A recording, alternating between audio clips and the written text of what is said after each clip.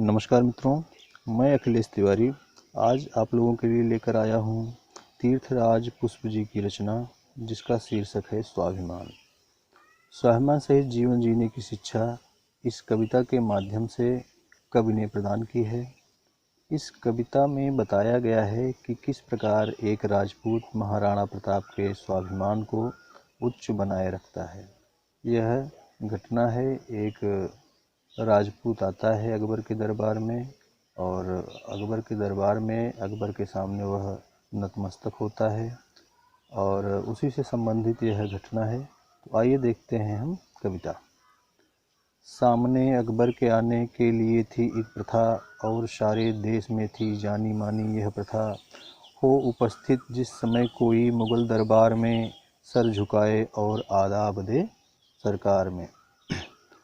हो उपस्थित जिस समय कोई मुगल दरबार में सर झुकाए और फिर आदाब दे सरकार में।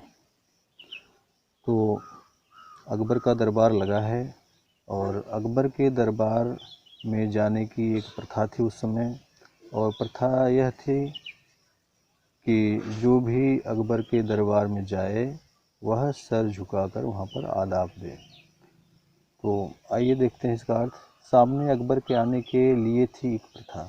अकबर के दरबार में अकबर के सामने उपस्थित होने के लिए एक प्रथा बनाई गई थी, एक प्रथा प्रचलन में थी और सारे देश में थी जानी मानी यह प्रथा। और जो प्रथा प्रचलन में थी वह सारे देश में विख्यात थी। हो उपस्थित जिस समय कोई मुगल दरबार में सर झुकाए और फिर आदाब दे सरकार में।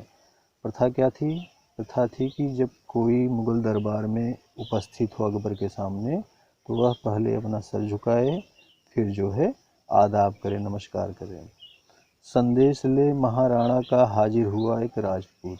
एक दिन की घटना है कि एक राजपूत महाराणा प्रताप जी का संदेशा लेकर अकबर के दरबार में हाजिर होता है। था बहादुर मनचला मेवाड़ का सच्चा सपूत। वह राजपूत जो था मेवाड़ का एक सच्चा सिपाही था, सच्चा राजपूत था, जो कि महाराणा प्रताप की तरफ से अकबर के सामने उपस्थित हुआ था। सामने अकबर के आया, पगड़ी ली ऊपर उठा। और राजपूत जो अकबर के सामने उनके दरबार में आया तो अपनी पगड़ी ऊपर उठा ली, अपनी पगड़ी को जो सर पे रखा था उसने उसको ऊपर उठा लिया और फिर सम्राट के आगे वह नतमस्तक हुआ। पगड़ी ऊपर उठा लेने के बाद वह अकबर के सामने झुका, उनको आदाब किया। हो चकित अकबर ने पूछा, ऐ बहादुर क्यों भला दस्तार को ऊंचा उठा आदाब है हमको दिया। जब उसको ऐसा करते हुए अकबर ने देखा तो अकबर को बड़ा आश्चर्य हुआ। तो अकबर ने पूछा, ए बहादुर नौजवान, ए राजपूत, तुम ये बताओ कि दस्तार को ऊंचा उठा आदाब है हमको दिया, तुमने ऐसा क्यों किया कि अपनी पगड़ी को पहले ऊंचा उठा लिया फिर हमको नमस्कारी की, हमको सलामी दी। दूत बोला, पगड़ी यह दी थी मुझे महाराणा ने, तुच्छ सेवक पर कृपा की थी श्री महाराणा ने। तो जो राजपूत युवक दूत के रूप में अकबर के दरबार में उपस्थित हुआ था वह कहता है कि यह पगड़ी जो है हमको महाराणा प्रताप ने दी है और यह पगड़ी देकर उन्होंने हमारे ऊपर एक प्रकार से कृपा की है। मैं किसी के सामने इसको झुका सकता नहीं और यह पगड़ी जो है यह महाराणा प्रताप का स्वाभिमान है जिसको उन्होंने हमें प्रदान किया है, और मैं उनके स्वाभिमान रूपी इस पगड़ी को किसी के सामने झुका नहीं सकता।